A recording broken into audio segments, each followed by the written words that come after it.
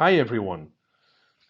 It's with great pleasure that we are here today to join you on the celebration of the 15 years of Enterisol Illiaitis in South Korea.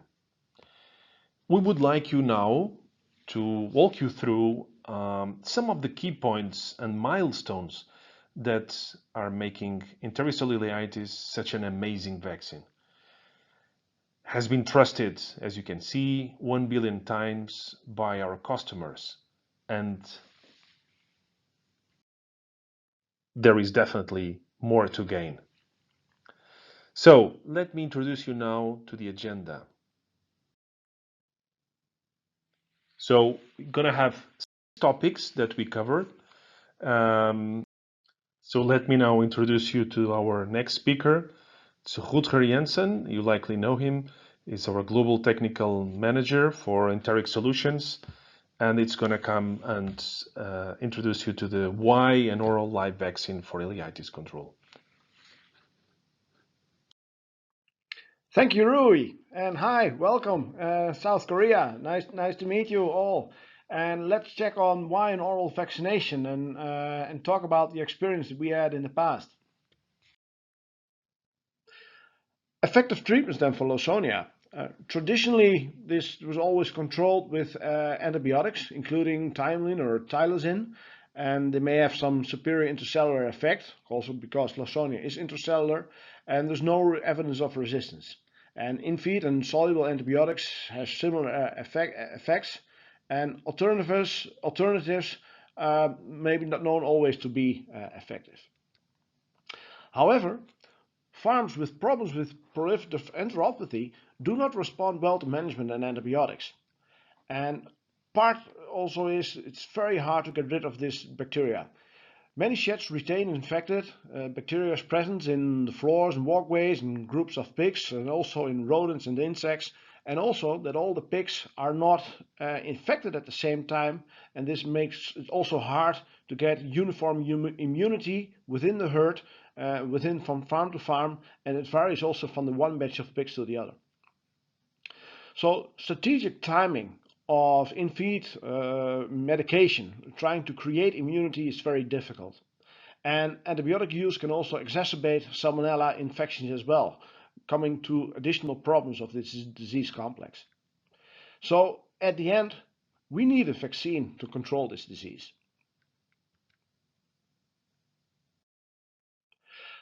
Now let's check on ileitis vaccine development. Lawsonia, as already showed before, it's not capable of, very hard to grow, and it needs a cell culture to grow.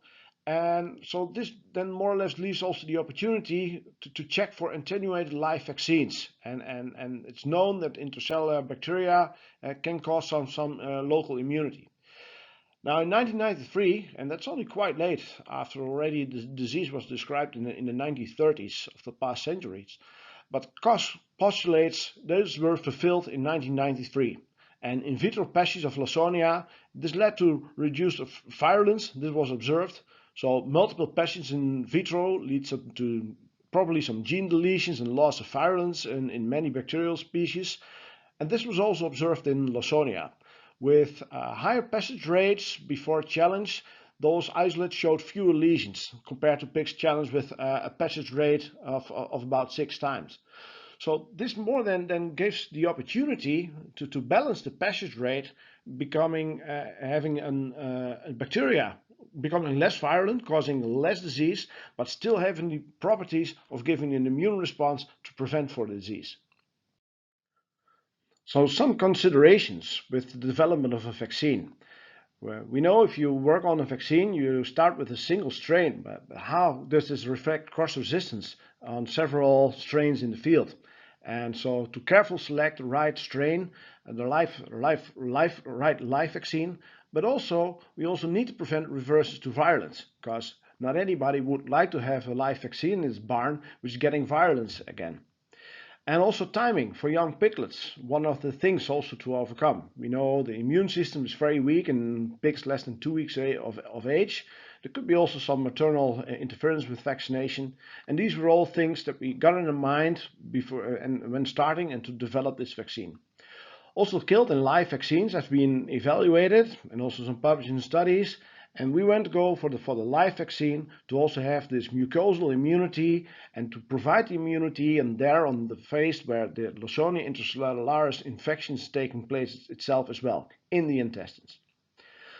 Also with the acute hemorrhagic form or PHE, we also would desire to have some immunity. We know this can cause sudden death and pale carcasses, black tarry feces. And it's mainly a disease complex for instance, for breeding companies with introducing of breeding gilts into the herds, but it can also occur with fattening pigs. And we observed with the PHE that with live vaccination, we can reduce the mortality caused by this PHE complex disease. So now let's go into the Enterisol Illiitis legacy. Let's have a look into the last 20 years since we have launched Enterisol Illiitis. And here we are showing the most important milestones. So as I said, the launch was in 2001 for US, 2003 in Europe, and then we have from 2004, 2007, ongoing geo-expansion is actually still ongoing. And for you in particular, we had a launch in South Korea. A few years later, we started to have more information about the impact of Enterisol Illiitis on antibiotic reduction, how it can replace the antibiotic usage. And so we have here more evidences about it. So I would say 2008, 2009, 2010, still ongoing. 2014, a very important milestone, we reached 500 million, so 500 million vaccinated pigs worldwide. And more recently, in 2018, we have done further investigation, as you'll see more in detail, about how Enterisol Illiitis is altering the microbiome in a positive way, also having impact on the salmonella reduction or reduction of shedding. Recently, and you probably already know, we have reached the mark of 1 billion vaccinated pigs, and we have done several publications about summarizing in meta-analysis all these positive impact of Enterisol Illiitis on our pig production.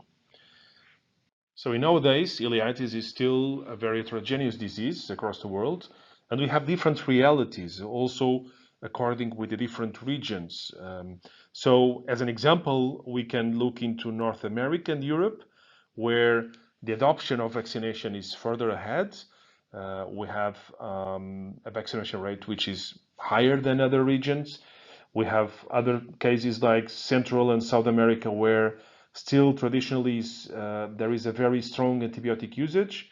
So we're more, well, making some steps lately, but still not exactly where the other regions are, like Europe and North America. And on the other side, and more closer to you, so we have China with a different situation, recovering from ASF, and now with a good opportunity to embrace also the vaccination for Illiitis.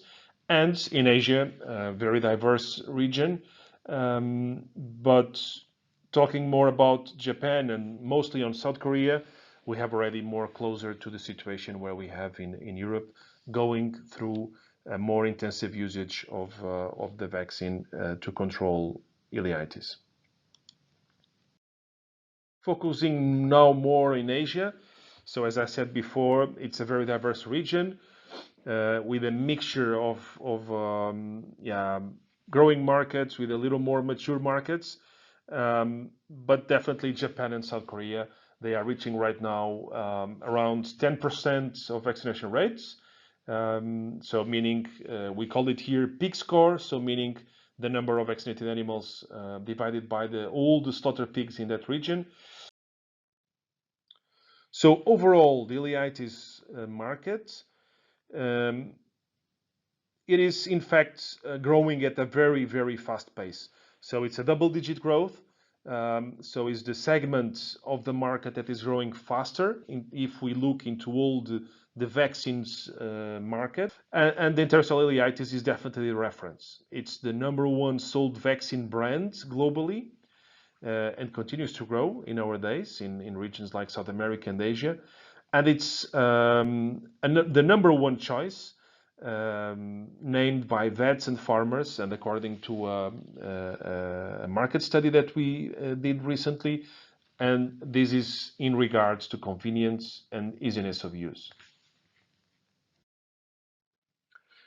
Okay, now let me then go into our third speaker of today, and that's gonna walk you through some case reports in Germany about the usage of Enterisol pump. And I'm talking about here Ricardawa, technical manager in Germany. Thanks, Rui, for the introduction. My name is Dr. Ricardawa. I'm working in the German OPU since 18 years, and my responsibility are the enteric vaccines, which we have in the German market, and for sure I am responsible for Enterisol Illiitis. I'm more than happy to share with you a case report about the prevention of PPE using an oral live Illiitis vaccine delivered with a continuous membrane dosing pump. What we did in a farm in the south of Germany is that after they diagnosed problems with Illiitis caused by Lawsonia intracellularis, which they wanted to prevent, that we installed there our new Illiitis continuous dosing pump, a membrane dosing pump, which comes from EMEC. This Illiitis pump was installed to the pig's drinking water system, and we always, and that makes it really easy and smart for the vaccination process, we always work with a 3 liters stock solution and a dosing rate of about 0.5 liters per hour, which results in a 6 hours dosing time. And what we wanted to do on that farm is to evaluate the pump under field conditions, because we had two different questions. One was we wanted to check for the vaccine concentration, and we used the routine qPCR for Lawsonia intracellularis equivalents to check for the vaccine concentration. We had 3 different locations on the drinking water line in different distances from the pump. One point, you can see it later on, was called point B, location B, was about 1.5 meters distance from the pump, and then point C was in a distance of about 15 meters away from the pump, and the last location where we took water samples for analysis with qPCR was at the nipple drinker at the pig's level in a distance of 22 meters from the pump. We checked water samples over the whole period, the whole vaccination period of 6 hours, and we took the samples every 30 minutes. This was one question we wanted to answer. And the other question was if this continuous dosing pump in combination or as application method for Enterisol Illiitis results in an efficacious vaccination. And we did that by analyzing the performance parameters and compared them between non-vaccinated control pigs and vaccinated ones. Coming to the first question about the concentration of our vaccine in the water system, you see that the water samples and the analysis showed that we have a low variation at the 3 different points in the water system. We reach a plateau phase at all 3 locations. The little time delay you can see here is depending on the distance to the pump. It's quite clear that the closer to the pump the location is, the earlier the concentration increases. And most important, the green line, which resembles the samples which we took at the nipple drinker, so at the pigs, where the pigs are, there we have the lowest variation. The zootechnical performance improved by vaccination given with the continuous dosing pump. You see a clear increasing average daily weight gain. The difference between the non-vaccinated controls and the vaccinated pigs is 74 grams per day. The mortality, which was 1.0 in the control pigs, dropped to 0.5. They saw no clinical signs of acute ileitis anymore, no so-called PHE. The days in finishing were reduced by 13 days through the vaccination procedure, and on a farm which already had a very good Salmonella antibody titer, so low Salmonella problem, the Salmonella antibody titers were decreased clearly. To sum it up, we had less live-weight variance and a shorter time to slaughter, and saw no side effects by the vaccination. To conclude our case report, the continuous dosing pump is a very easy application tool for the oral vaccination, and after the installation you need no further settings. It's low workload for the procedure and results in homogeneous concentration of enterisol ileitis. And giving the oral ileitis vaccine, our enterisol ileitis, with this continuous dosing pump prevents subclinical and clinical ileitis, improves zootechnical performance such as average daily weight gain, time to slaughter and mortality in this case, and is able to reduce antibody of Salmonella clearly. Thank you and all the best for you. And now I hand over to my colleagues. Okay, last part of my presentation, but let's check on some two recent published studies, more or less summarizing the legacy of enterisol ileitis. The first is from Korea, South Korea, and this study has been published at the end of September 2022, so this is about 2 weeks old data. And it shows the excellent meta-analysis on commercial vaccination against Lawsonia intercellularis.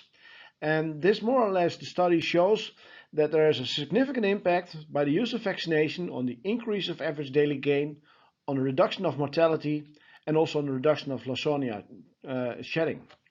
Now, this is also in line with a meta-analysis that we performed ourselves and which has been recently published at the Lehman conference.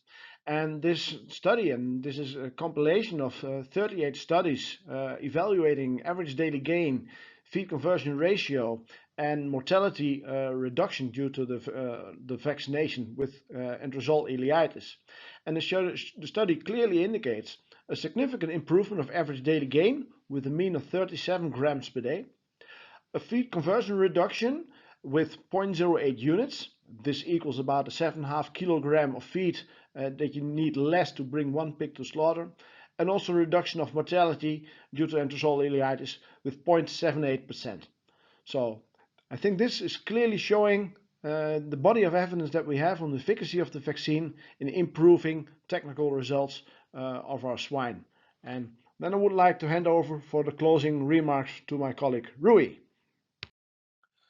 So I would like to thank you for this opportunity. We're very happy, the three of us, to have the chance to be here with you celebrating the 15 years of enterisol ileitis in South Korea. And has been 20 years in some other countries, but all in all, 1 billion vaccinated pigs worldwide and still counting.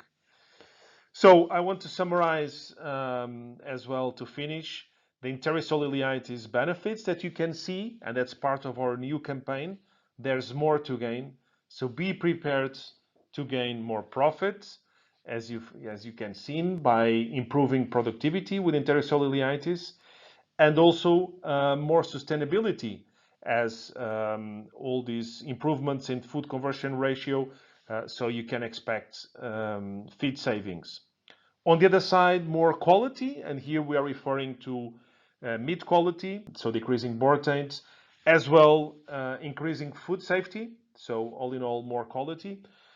More convenience, and you could see that by having the ability to vaccinate with drinking water, or by using an automated way for vaccine administration, like Ricarda has presented us. And all in all, the last but not the least, more well-being.